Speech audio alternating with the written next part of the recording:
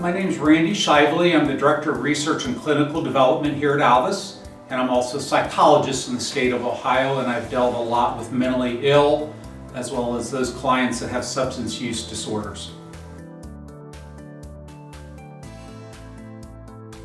Many types of uncomfortable behaviors.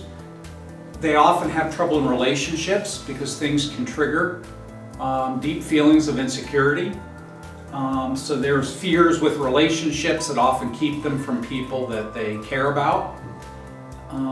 With the diagnosis, there's often a lot of avoidance of things that could help their quality of life.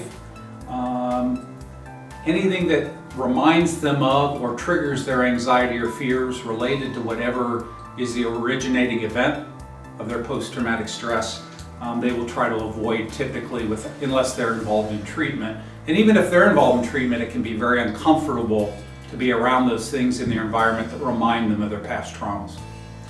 Other things you might see sleep problems, eating problems connected with their depression.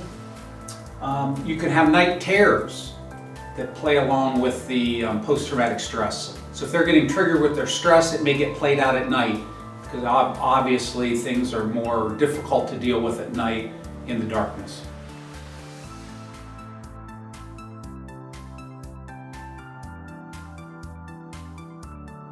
Yes and no. I think yes, overall, for most people, anything that could infringe upon their safety and feelings of security and safety could become a post-traumatic event.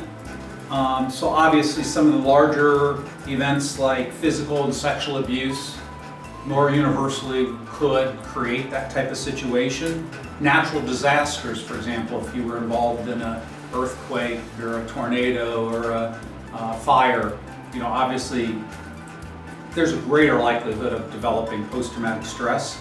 But then we also got to remember, not any two people are alike.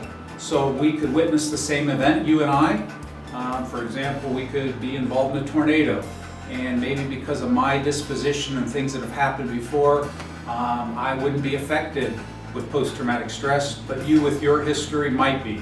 So the same event can affect people in different ways. So we got to always remember that. There is the ACE study, and that's Adverse Child Experiences, and there's research to support from a study done years ago that the more traumatic events or severe events that someone has been exposed to developmentally over time can really be a predictor for their mental health later as well as their physical health. So for example, if I scored high on the ACEs, and there's actually a direct assessment tool we can use for that, the higher score I would have would be predictive of later problems for me in the mental health and physical health areas.